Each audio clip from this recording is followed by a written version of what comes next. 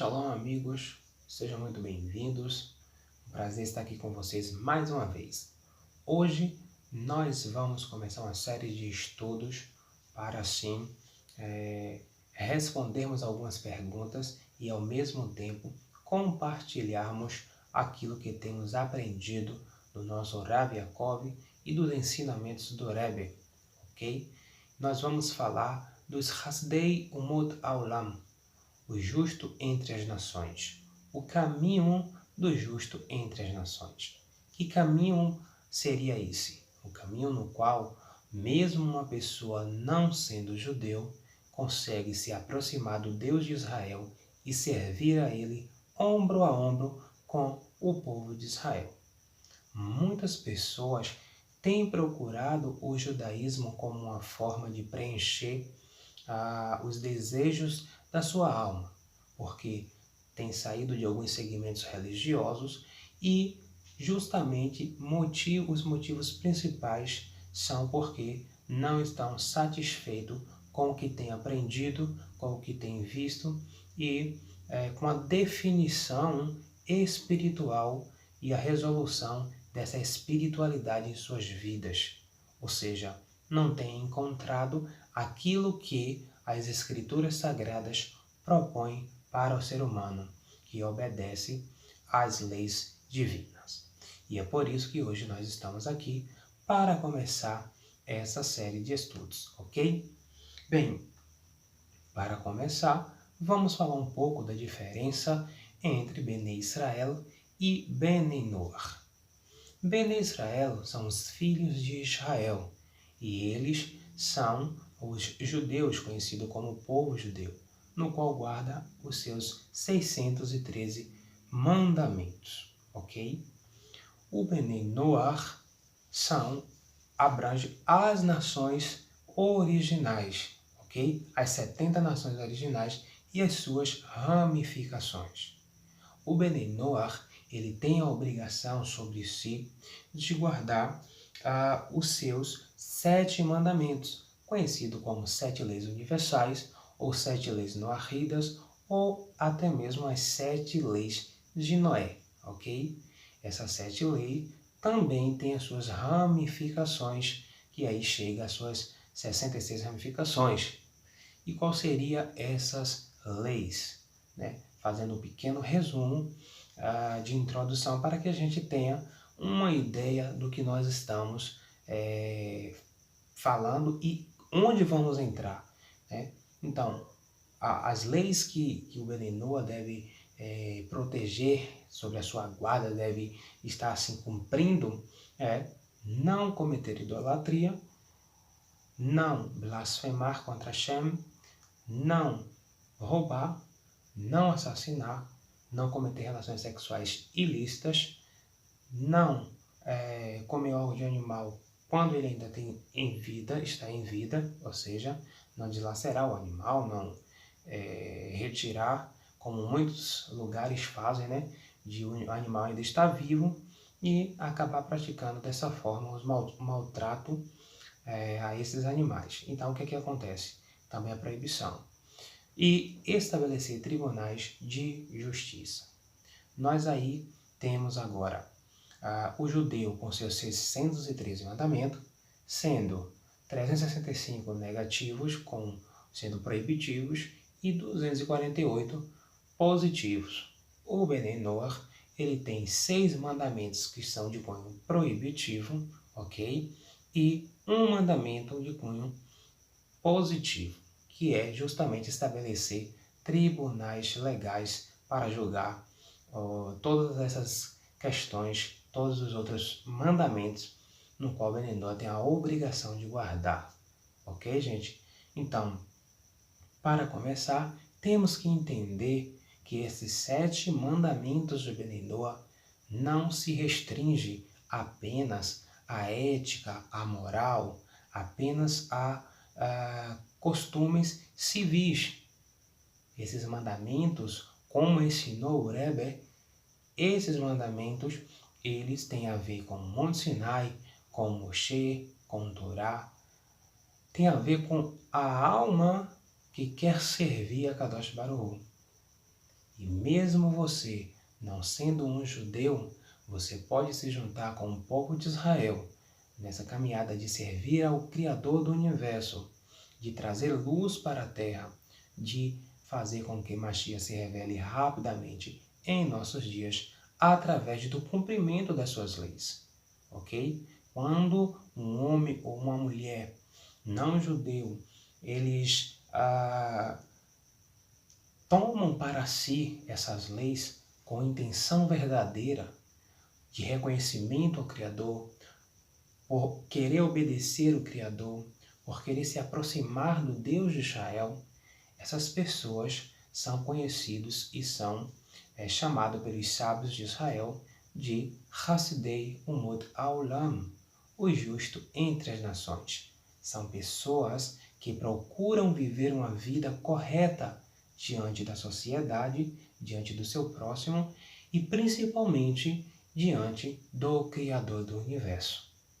Os sábios dizem o seguinte, que tanto o homem, tanto o Benei Noach, quanto a Bat Noach, a mulher, a filha de Noé, né, ou o filho de Noé, tem o mesmo direito, tem a mesma obrigação para com essas 7 leis e suas ramificações.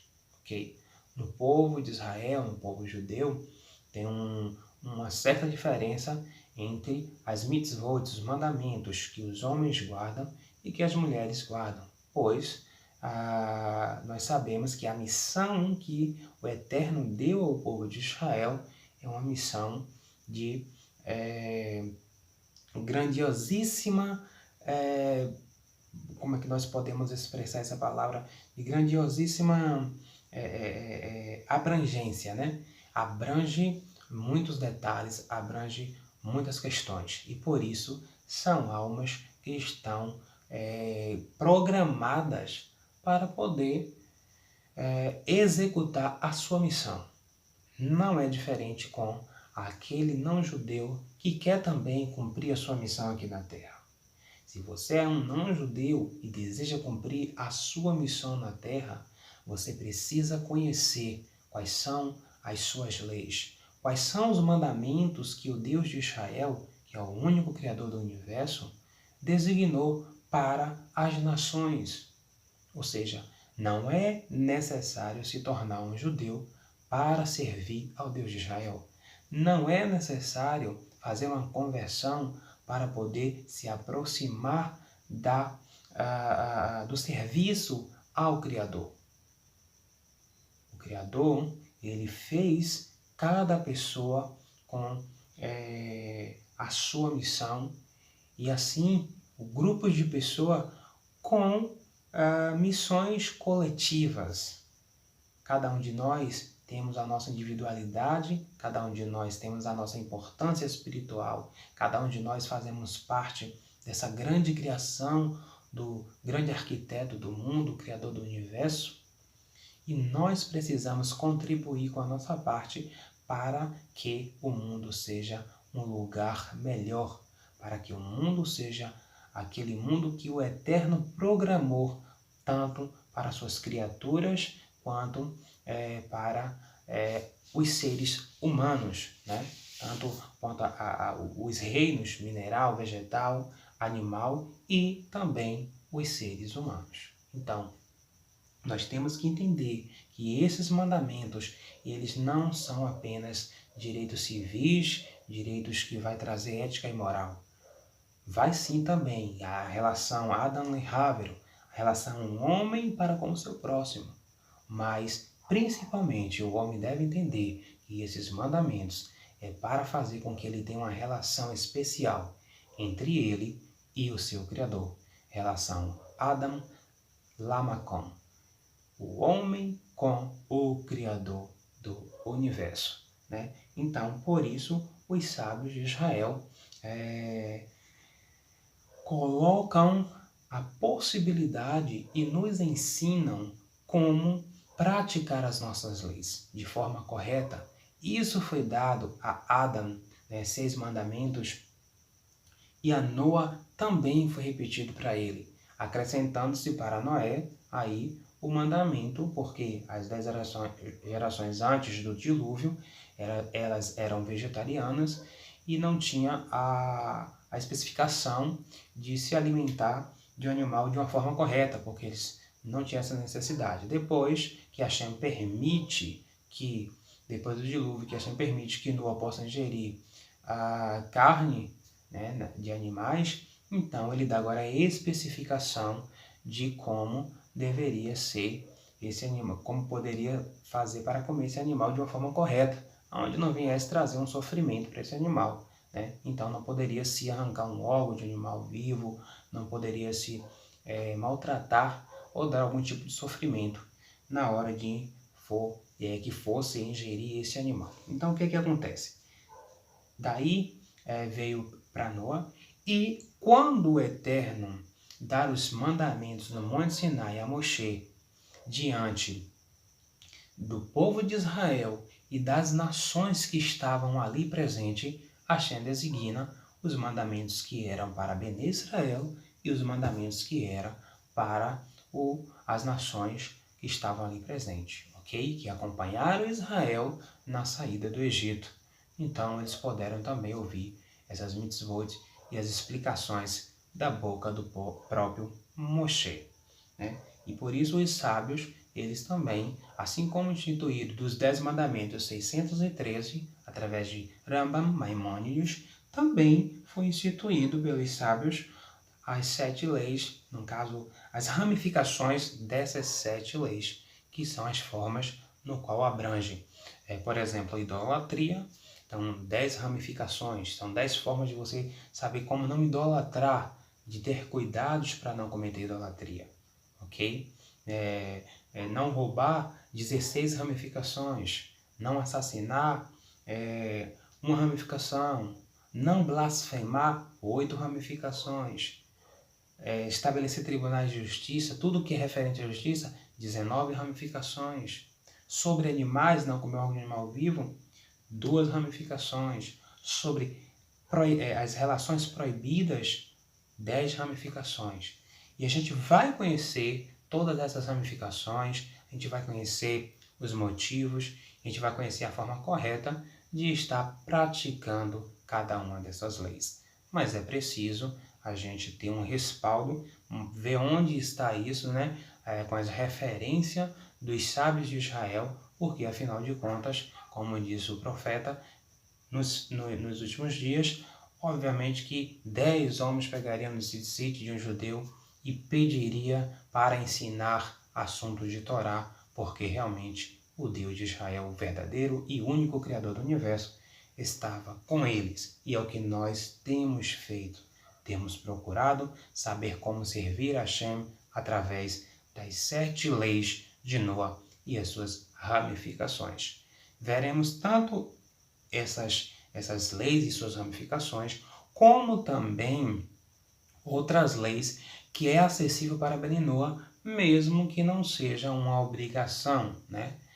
Algumas pessoas aí fora entendem que Bene Noa é apenas um grupo de pessoas, vamos dizer assim, abre aspas, laicas, que seguem de uma forma civil, de uma forma ética e moral, mas não tem nenhum vínculo espiritual ou serviço religioso, mas quem serve ao Eterno, quem aprende através da Halachá, da lei judaica, e com pessoas que têm o conhecimento de Torá, que é o povo de Israel, né? No nosso caso, o Rebbe, no nosso caso, o nosso Rav Yaakov, que tem nos orientado, quem segue dessa forma vai encontrar um sentido espiritual para a sua alma, vai encontrar uma identidade espiritual e o prazer em estar praticando as suas leis com a intenção verdadeira de servir ao Deus de Israel, né? Uma questão que tem um debate ainda e que ainda não tem bem uma ideia formada em unânime é a idade no qual um Bene Noa, um Abat Noa deve começar a ter a obrigação, né? Uma criança, seja menino ou menina não judeu, qual a idade seria correto para eles começarem a ter essa obrigação em servir a Hashem, né? Alguns pensamentos de sábio diz que a partir do momento que a criança, seja ele menino ou menina, consiga distinguir entre o certo e o errado, consiga saber o conceito do certo e o errado, né? Consiga ter uma consciência mais madura, ela já está na hora de ter a obrigação sobre si, né? Uma outra vertente, um outro pensamento rabínico já diz que a partir da idade de 13 anos para o menino, de 12 anos para a menina, na idade que a menina judia faz a Bat Mitzvah e o menino o Bar Mitzvah, nessas mesmas idades aí, né? Que o Benenoa e a Bat Noa têm a obrigação de tomar sobre si esse jugo das 7 leis, ok? Então, fica esses dois pensamentos, porém a gente sabe que nos nossos dias, na nossa nossa cultura, mediante a tudo que acontece hoje, é bom ensinar as nossas crianças, desde pequenininhos, a servir a Hashem através das leis, ensinando o propósito de uma forma acessível ao entendimento da criança, para que ela possa assim crescer já com o intuito, com a mente formada em servir ao Eterno, em querer estar próximo do Criador. Afinal de contas, esse conserto do mundo no qual nós estamos empenhados em fazer, cada um fazendo a sua parte, é justamente para proporcionar aos nossos filhos, aos nossos netos, aos nossos descendentes, um lugar bom para viver, um lugar aonde a presença de Hashem seja constante, ok? Hoje nós vamos ficar por aqui.